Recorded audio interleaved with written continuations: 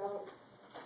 Okay, so we don't have to go flipping through and No, you I don't know have I've to, flagged you don't everything. even have to look at it right now, but I'm just, the instructor in me did not want to give it to you right now, but I don't want to have to get up again when I get to that part. Okay. So it's for a little bit later. Okay.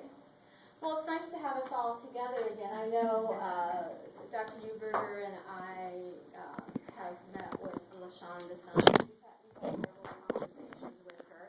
And last time we were together, she was presenting her perspectives for the project. And so what we want to do today is spend some time talking about what's happened since then and what kind of product you've come up with and our reactions to that, and including suggestions for perhaps revising some things and taking another look at some things, or maybe we want some clarification on some things. And so I guess, Shonda, be sure to ask us if something that we're asking about isn't clear, or you just kind of want to specify what it is that we want you to do. Okay? So I think you're going to start off with just a brief overview of your project, especially focusing on the more recent work that you've been doing. So to start, just to talk about how I decided what I wanted to study, I've had an interest in crisis in general, probably, well, before grad school, just from my previous experience as far as work is concerned. And so I've always been interested in how organizations actually think, kind of the thought process behind what they do or what they say during crises.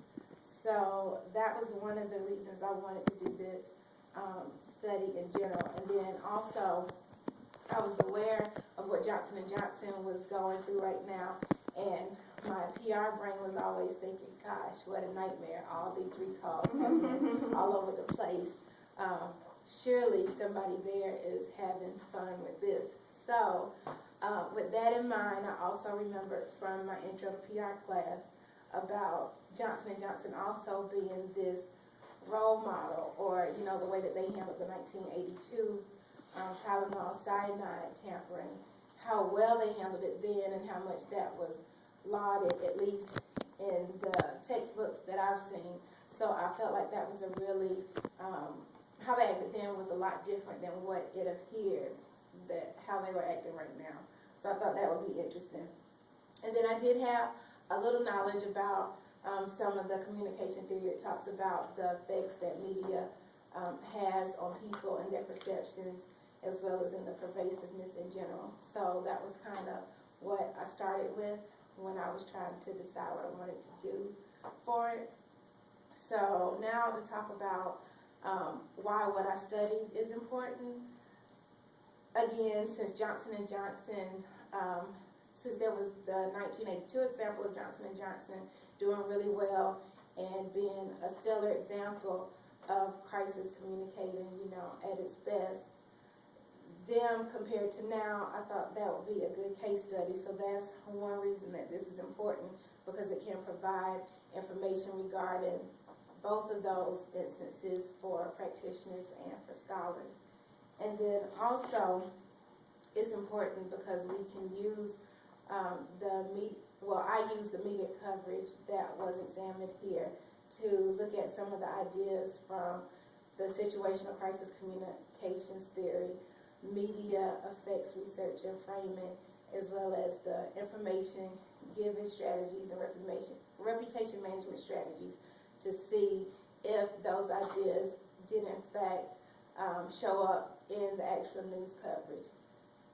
And then practically speaking, it's important because it can possibly talk about how crisis history might have an impact or bearing on how much responsibility is attributed, shown through the coverage, or the way that the coverage evaluates the organization. And then also by looking at whether or not having a good reputation before a crisis necessarily means that you'll have, I guess, a harder time or be judged harsher when you have another one that you might not necessarily, well, not you, but the organization, when they have another crisis where they don't exactly act as well as they did before. Excuse me. And then next, the method that I used was content analysis. I know we all know that, which seemed to be the most appropriate method to use, especially since I wanted to look at tone. Content analysis is what's widely used to examine tone. So for me to use the basic ideas of media effects theory, it would make sense to analyze media coverage. So newspaper articles was appropriate. And then also the content analysis would allow the coder to actually be able to make some inferences and not just purely count instances of words and things like that. And so I think for some of the variables that I looked at, that's really important too, because they might not necessarily translate with one word. It could be an idea that is expressed over the course of the entire article versus just one word or one sentence here or there.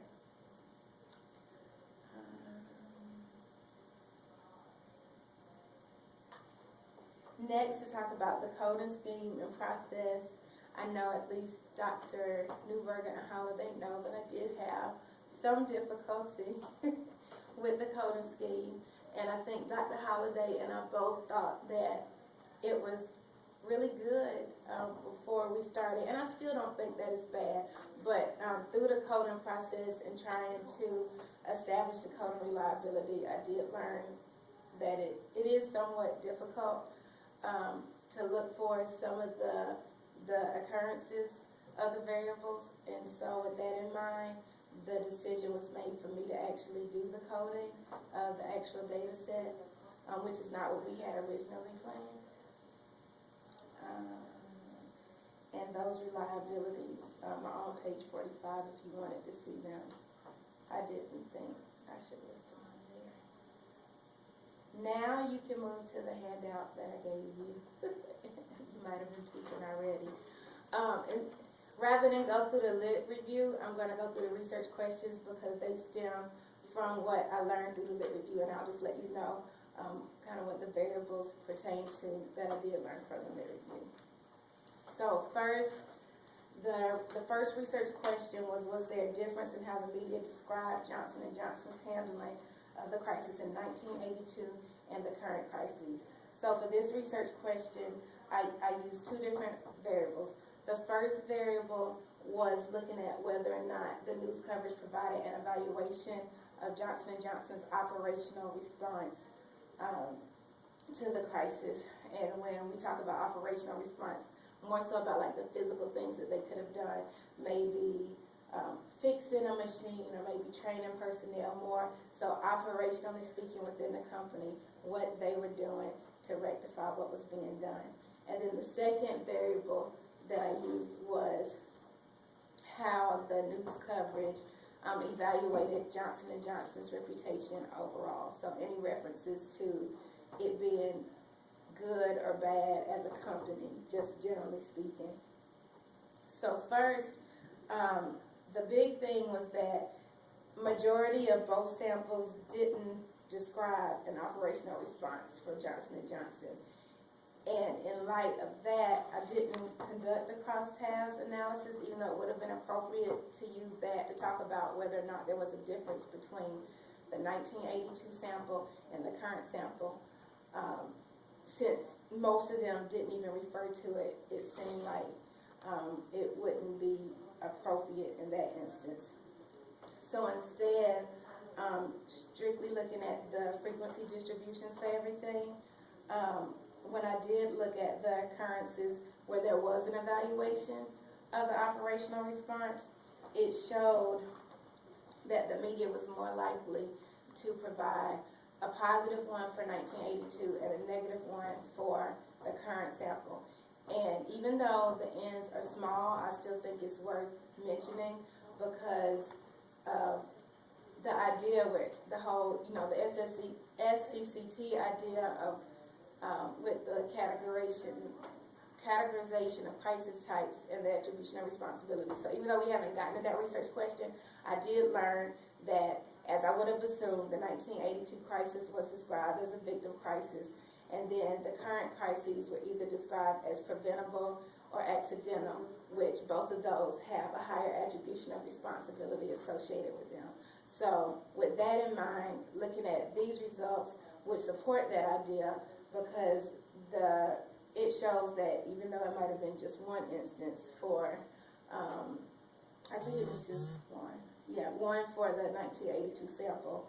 It shows that which the data has shown was described in the victim crisis type was a positive evaluation, versus majority of the ones for the current sample that were categorized as preventable or accidental, those were described as negative. Majority of them were described as negative. And then for the second variable, it also showed that most of the newspaper articles didn't refer or didn't evaluate Johnson & Johnson's reputation overall, but when you did look at the occurrence of them, those also showed similar things, where the victim crisis from 1982 was described favorably versus the current crises that were described unfavorably. And the fact that they didn't provide very many evaluations of J&J either way was really interesting, because I would have assumed before seeing this, especially with the current recalls, that the news coverage would have been more likely to say negative things about them, and that wasn't necessarily the case here. So that was what I found the most interesting about this. So just because you have a crisis, or your organization is experiencing a crisis that has more responsibility attributed with it, it doesn't attribute it with it.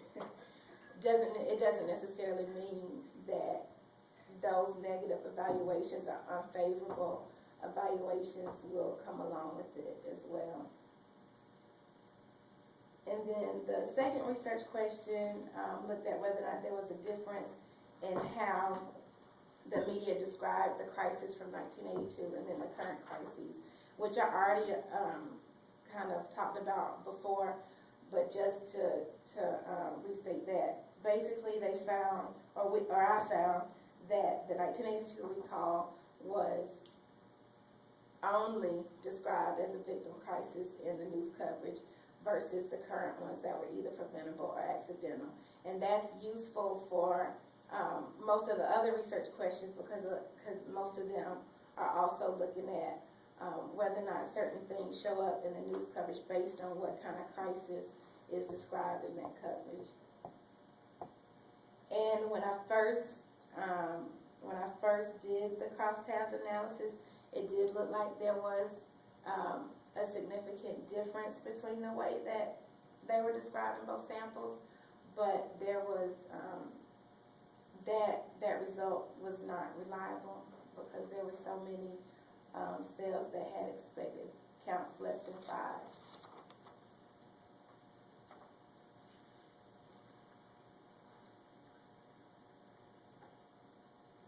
You still Yeah, I just, I know, Dr. Huber, we had some questions maybe about the research questions. Would you want to stop and address those now, or would you rather her go through all of those, or?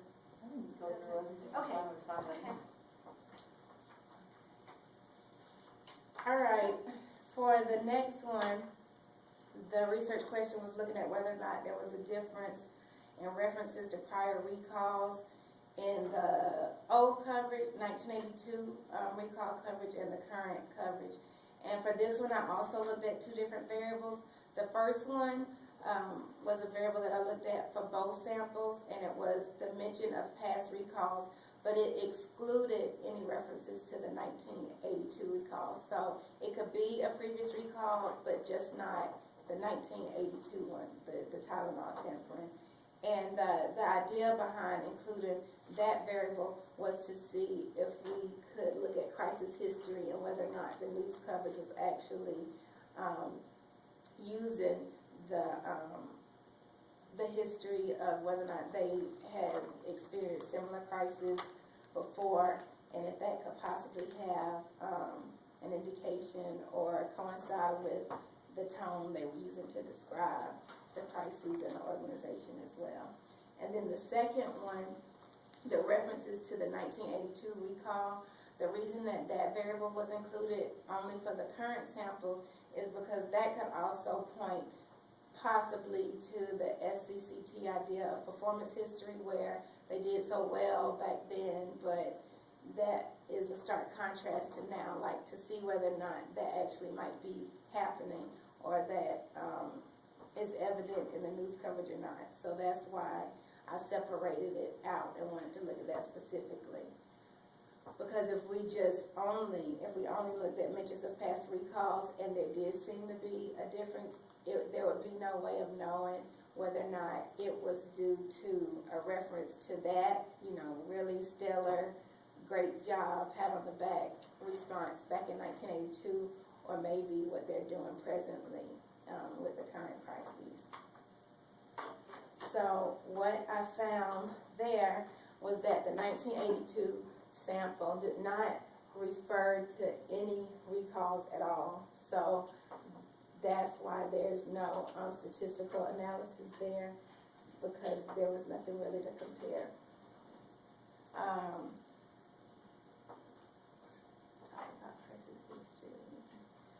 And so the current sample, though, they did have 80% of those articles that did refer to a previous recall. So that was in support of what SCCT would suggest too, because that sample is the one that had the crisis types that were described that do have more responsibility attributed with them. So it would make sense for them to mention if there were other problems as well, with the whole idea with crisis history of stable versus unstable. So if this seems stable, repeated, kind of a pattern with J&J, then you would think that they would talk about it.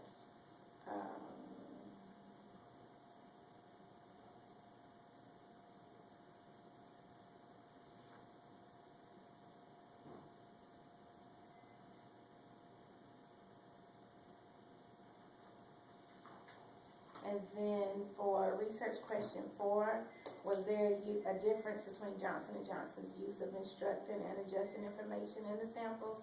That also had 2 variables, because I looked at instructing information separately than adjusting information. And what I found was that for instructing information, there was not a significant difference between the 2 samples.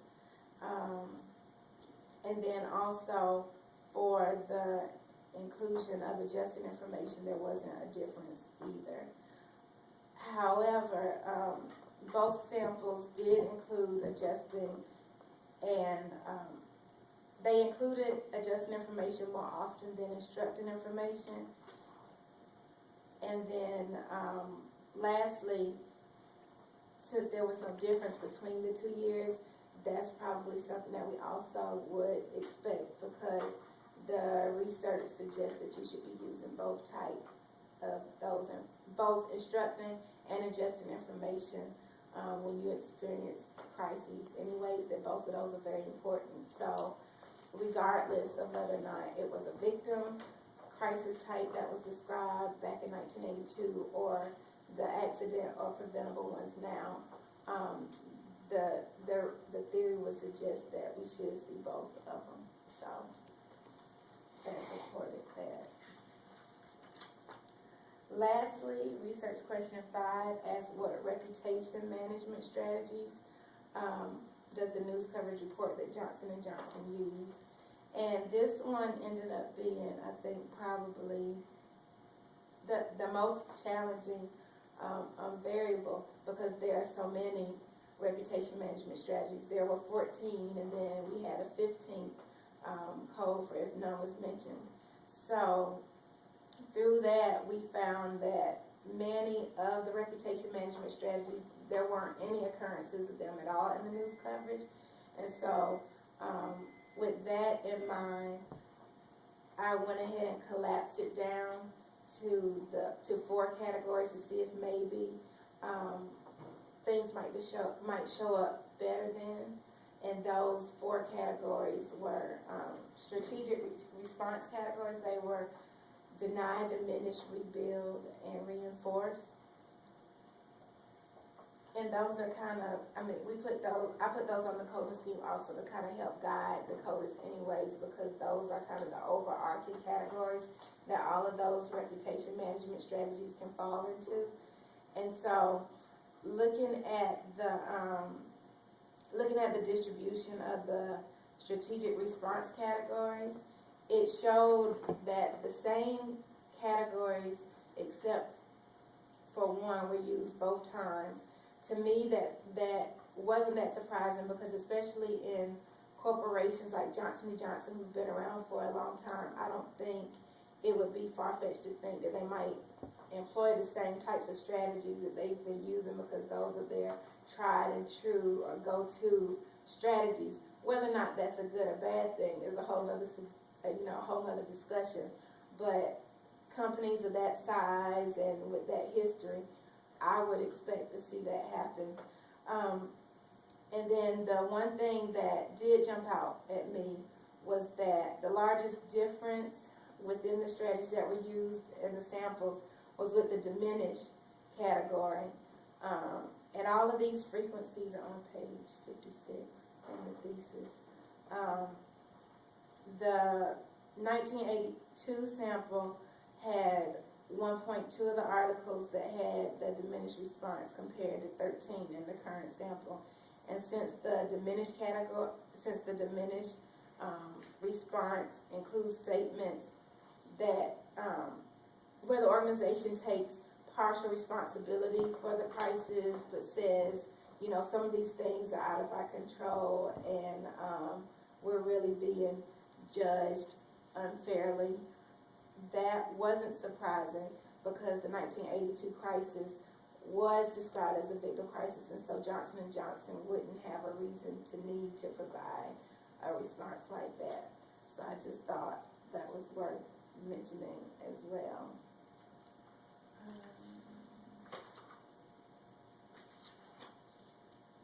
So that's what I had for the results and actually going through the research questions. Do you want me to keep going, or now do you want to ask me about the questions? Maybe do a little wrap up, because Okay. we're running a little Okay, long I'm on sorry. time. No, that's fine. You've done a really good job explaining your thinking. No, it's very good. But just maybe I'm almost wrap done. things up. Yeah. I'm almost done. Yeah. Okay, so now that I've gone through the research questions and the results, what does it all mean? Theoretically speaking, like I've said, for some of the variables throughout, I've been able to, the data has shown support for the basic ideas of SCCT in terms of attribution of responsibility, as well as the crisis history and performance history. So theoretically, that's something that the data was able to do. And then it also showed that instructing and adjusting information is used more often than the reputation management strategies. So that is something that's interesting, theoretically speaking as well, because does that mean that journalists are more apt to include that information for reasons maybe they don't want to appear to be helping the interests of the company, or want to make sure that they're providing information that serves the public interest. So that's something as well that came out of the results. And then lastly, the gap in the literature that doesn't really talk a lot about extended crises that occur over a long duration of time. So the current data set would have been considered, or is considered, an extended crisis. So if later on down the line we could look at it based on time, or take consideration for time, I think that could also offer some interesting insights as well. And then practically speaking, what can crisis managers and practitioners learn from the results? First, I think a lot of them would be happy to know that just because they're experiencing the company is experiencing a crisis that might have more responsibility attributed, it doesn't necessarily mean that the organization is going to be described negatively or unfavorably, which would really help them out if they didn't have to worry about that quite as much. Like, even though the stuff has hit the fan, and even though it probably is our fault, we might be okay still. They might not talk too bad about us, which I think would be surprising to practitioners as well, because I've found from working that there kind of is that perception that the media is out to get them, but that might not necessarily be the case. And then secondly, crisis managers also could possibly reevaluate their plans, their crisis communications plans, because since the reputation management strategies didn't show up very often in the news coverage, when we identified those, when I identified those, it had to be attributed to the organization. So that means the information that comes like in alerts or news releases might not necessarily be getting covered in the news coverage. So that's something that they would need to take into consideration, because they might be wasting their time communicating those things, thinking that it's going to reach the mass audience, when if the journalist is not really going to include that kind of information. And then, let's see, limitations. I already talked some about the coding and how it required coding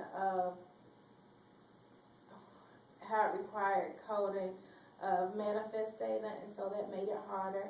I was late. I'm sorry. Layton's the tough one. I was in my head. I was going back. Yeah, I could like, see. what word am Yeah. I'm sorry. Nerves. So that was a limitation.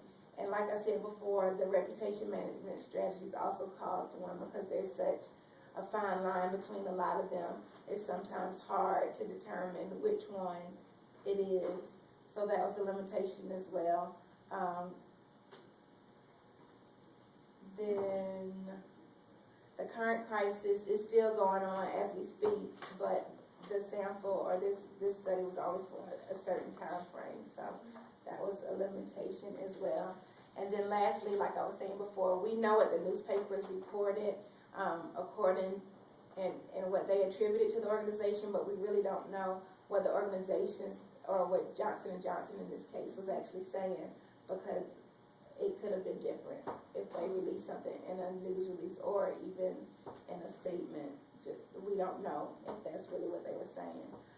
For future research, I think, although my initial interest was in Johnson & Johnson, now that I've done this, I think I would like to include other organizations that are experiencing extended crises as well, and to try to mix up the type of crisis it is too, so that maybe some of these other things might show up, especially with like the reputation management strategies.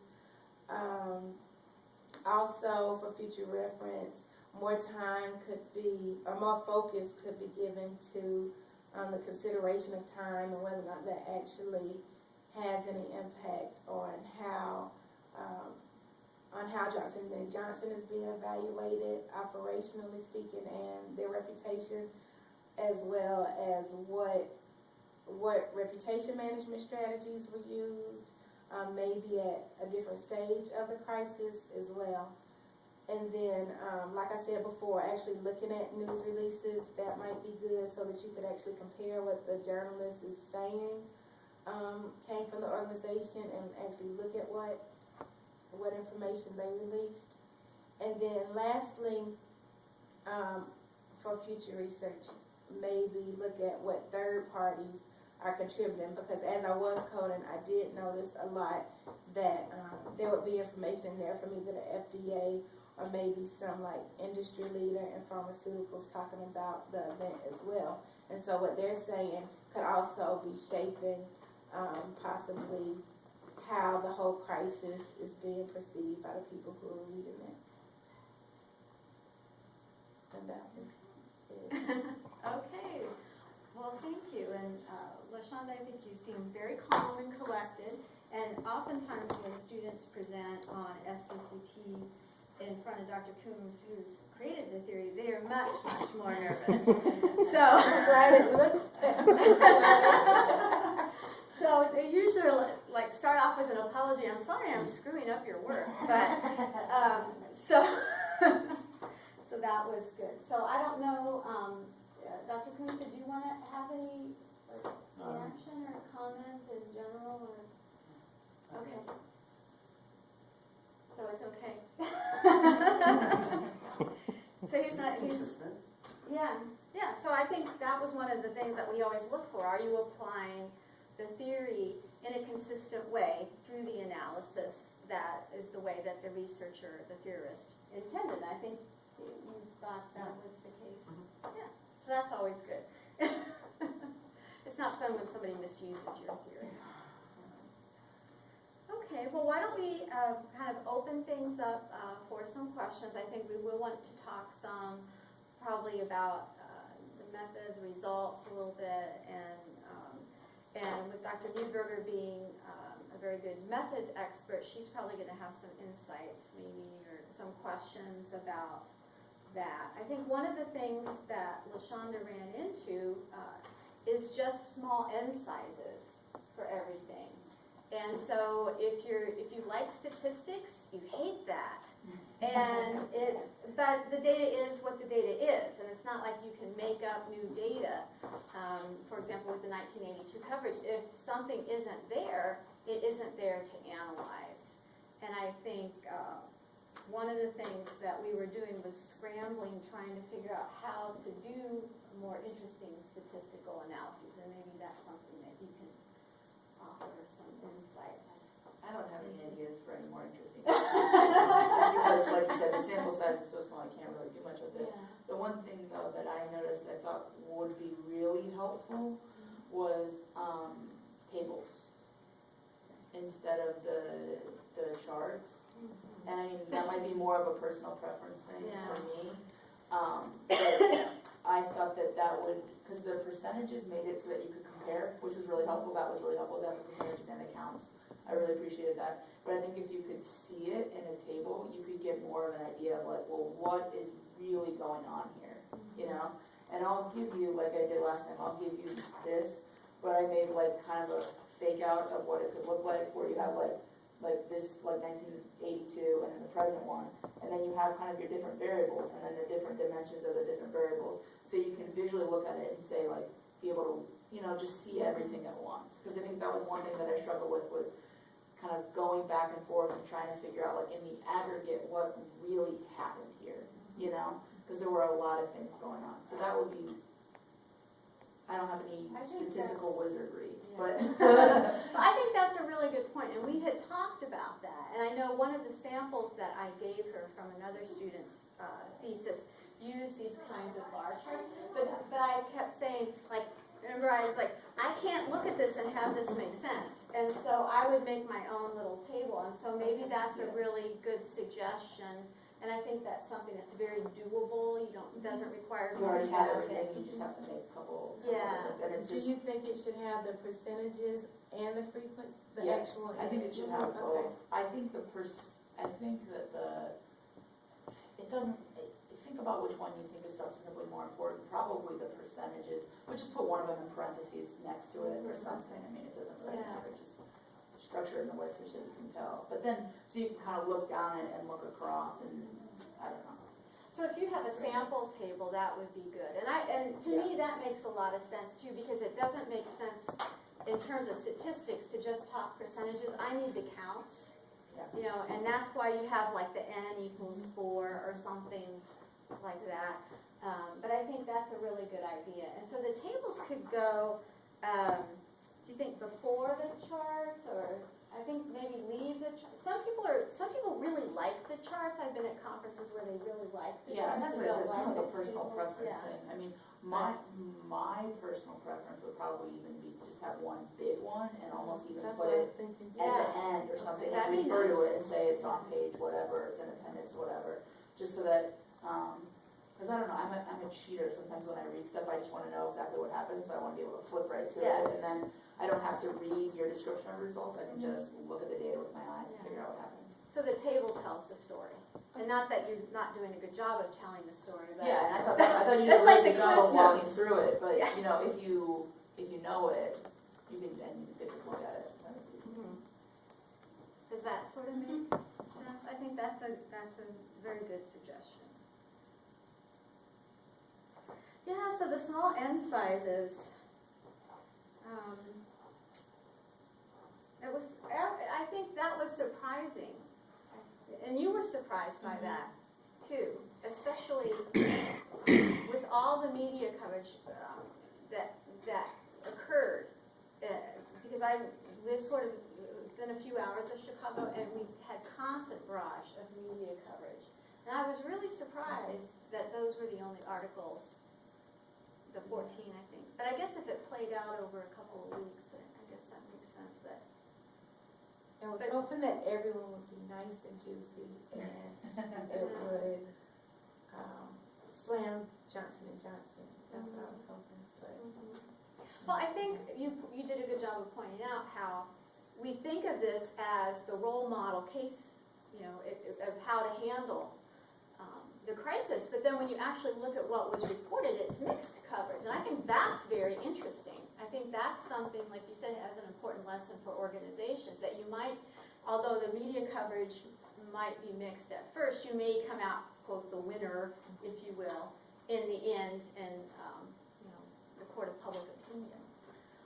I have kind of a bigger question if I from that then about the kind of application of this theory and all this stuff is, is it intended to be, so this content is different than maybe some other content that the company is not manipulating the content, right? The journalists are. So if you're a journalist, and I'm not a journalist and I know very little about journalism, but I think that one of the things that they pride themselves on is what? Like being objective, right? Is that unless it's in unless it's in the editorial page, right, we're just reporting the news. So it's kind of like a big macro question about the application of this theory to content that's supposed to be objective. So you had a lot of things where it said, oh, it's no mention of this or no whatever, and it didn't fit in a category. Do you think it's even appropriate to apply it to this news content, or do you think it would be even better to look at, kind of company communication? I think it's appropriate to look at the news coverage still, because although that's what I think somewhere in the paper I actually have part of the journalists, not oath, but kind of what they live by as they're working. And I can't say exactly where, but I know that that's not necessarily always the case, that they do that. So oftentimes, even the certain publications are known to have a certain slant towards maybe the left or the right. So I don't think it would make sense to totally exclude them, thinking that journalists will always be unbiased, because that's just not the reality of it in most cases. But like I was saying before, it would be interesting to look at what the organization said too, because maybe I would be surprised to find that in certain publications it really is, just reporting facts and not really trying to steer people one way or the other. So I think looking at them both also would make sense, because then you actually could look at what they said versus how it was reported in the media. But I definitely still think it's worth looking at the news reports, because it's not always. Most times, I don't think most times it's unbiased. No. I think it's very hard to be completely neutral. And even the media effects theory talks about some of those effects, or some of the things that are communicated in that coverage. Sometimes it's intended, but sometimes it's also unintended. They don't even know necessarily that those biases or agendas are coming through. So the journalists could think they're completely neutral and still subconsciously include that little slant one way or the other. I think sort of the desire to be objective, I think, is reflecting the striking and adjusting, and like you said, that helps serve the public interest. And what this helps to show is there is sort of this false thinking in still a lot of the crisis management literature, particularly other practitioners, that you go to media relations and get your message out to media. And this is showing that the media may give you what it feels is the basic information, but your other strategies, they don't care about those. And I think that is a relevant point, because there is still, you pick up any of the recent publications, books by practitioners, they're going to have a heavy emphasis on the traditional media, but that message just may not carry over beyond instructing and adjusting. In the end, it may not be a bad thing, but that is a limitation, because the media will filter out. And what they filter out is probably going to be your reputation building up. But there's an assumption that they don't, but we know there's a lot more audience nowadays beyond the media, but still there's that whole bias in crisis management about media relations is still pretty strong. I was surprised you didn't find more in the reputation, simply because nowadays they always like to get someone to interview someone who will critique the effort of the communication by the organization, which they wouldn't have done in '82, but they would be more likely to do nowadays. You all get calls about that, right? Yes. Yeah. Actually, yes. Say, like, well, how do you think, Carnival Cruise? And they have their minds made up. They Yeah. know the answer they want. And I think sometimes they don't use our statements saying that, no, the organization is doing the right thing. They'll interpret what we said in a different way. There's that slant. Yeah. That's a very good question. And so sometimes I think just some of their phrasing, and a lot of times journalists, I think, are groping for words that will catch public attention. So they'll say something like, as Johnson & Johnson struggles to rebuild its tarnished image. They'll have something like that, and that clearly suggests some kind of evaluation, which you pointed out as an example of that latent content that can be difficult to code, but does seem to be there. And simply looking at word choice really wouldn't get you to the point where you were evaluating that tone. You have to look at kind of the whole, paragraph or something, or even a couple of paragraphs to see what it is that they seem to be suggesting about the organization.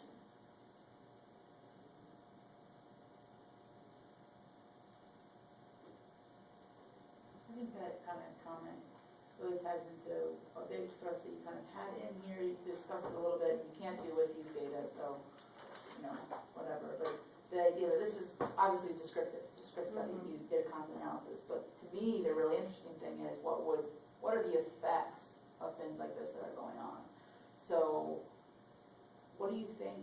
How do you think the coverage, as you uncovered it, affects people? Do you think it affects people? Do you think the differences in the coverage affects what people think about the company? Without having any data. I think it depends on the type of person. I don't think I can generally say across the board, yes. But people who are, I would say, more skeptical of what the media is reporting anyways, maybe that would be a communications person already, or for whatever reason are just, less likely to believe it. Would it affect them as much? Probably not. But maybe for the average run-of-the-mill person, I believe it still would have an impact on how they perceived what was going on, because I think that they might read it and not really give it a second thought, or question whether or not, or question where the information is coming from, or what what mindset the person has who is writing it. I think so.